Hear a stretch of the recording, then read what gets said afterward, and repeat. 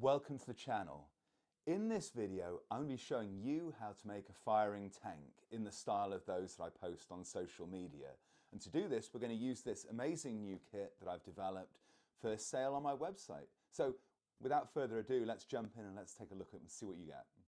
Okay, so before we get any further into this video, I just want to say that this kit does not include the tank. You provide the tank. You could use a die-cast one if you wanted to. Maybe you've already got a tank that you've made. Maybe you're a modeler and you're making a new tank to go with it. If you aren't, you can get in contact with me and I'll build you one on a commission base. I'd love to make one for you. I'll make anything. So you've got lots of options there, but let's look at what actually comes in the kit itself. So you've got the wooden base. The wooden base has an oak surround. This is American red oak, 1/4 inch thick. Now I've left it unfinished, so I haven't stained it, I haven't put any varnish on it, I haven't put any wax on it. There's all sorts of options of things that you could do to add colour and to protect that surround. You could just leave it how it is as well if you wanted to. But I've left it so that you can treat it. The base is fully wired up, so you've got the light fitting, which is going to make the fire for our explosion, the cable, which is then going to plug it into the mains to make it light up. You've then got the cage component. So this cage is what we're going to build our explosion around. It has a series of holes in the front, and this allows you to set the projectile height for the correct level for the model that you're depicting, and also for the scenario that you're putting it into. It might be firing downwards, it might be firing upwards, but you have various options with those holes that are available. That then sits over the light, and then you take the sabot on the metal rod that's provided with the kit, you run that through the appropriate hole, running it through, and then that goes through into the barrel of the tank, if I can make it fit in. Yes, there we go.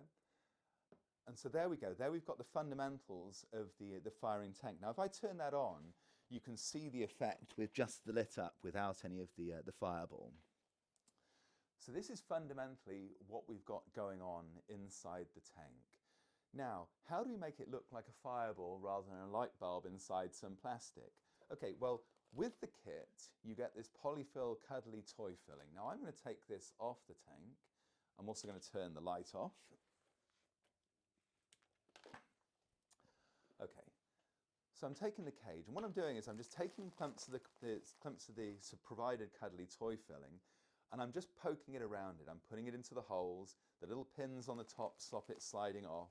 Basically, I'm going to go all the way around doing this, poking it into the holes, getting it onto the pins. Yeah, and that's just going to take a few minutes, but in true children's TV show fashion, I actually have one that I've made earlier to save us going around and doing that. And here it is. So here's our fireball. Okay, now I'm going to put that over the top of the light. I'm going to feed the projectile again through the hole in the front of it, in front of the frame, and run that through into the barrel of our tank. Now when I turn it on, you should see that the fireball is starting to take shape. And there we go. You've got the fireball in front of the tank. Now, the next aspect of this is that we need to add colour to that fireball to really give it the warmth and give it the sort of dark, sooty look, if that's what we're going for. So let's talk about the painting process, but we're going to have to do that in the paint booth, so if you come with me. Okay, so here's the fireball that we made in the previous step. What we're going to do now, we're going to add some colour to it. So we're going to start off using some of this Tamiya clear yellow. Now this isn't included in the kit, but it's widely available. You may even have some in your paint collection already. But what I'm going to do is I'm just going to spray it all over with this clear yellow. So we're going to give it a real sort of yellow fireball-y effect. Just going to do that all over.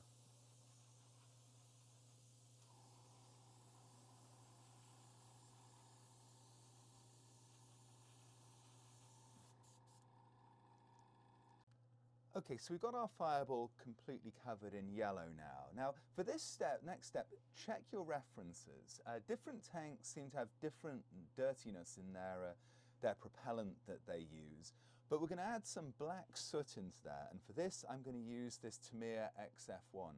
As I say, depending on the tank that you're modelling, you might not really want that much black in there. For example, an M1A2 Abrams seems to have very clean propellant and it doesn't have much soot. But for the sake of showing you, I'm going to add some sooty sort of elements to the fireball. Okay, so I'm taking the paint and I'm just generally applying it, just loosely, Yeah, and you can use your references. There might be areas you see in the explosion that have more black. It might be more black underneath, but I'm just going around generally spraying some of this black on, which is going to add a sort of dirty angriness to it. It does look really cool, but as I say, check your references. Maybe you don't even care though about the references. Maybe you're just having a cool looking fireball is the way to do it. So I'm just randomly going around with my airbrush. You can probably hear the compressor hammering away in the background. But there we go. Okay, so we've got our fully painted fireball now, and we're ready to go. So let's take it back to the model and see what it looks like there. Okay, so now we've got our fully painted fireball. Let's turn it on and see what the final result looks like. And there we go. Huge fireball, fantastic piece to put onto a sideboard or a shelf or something like that.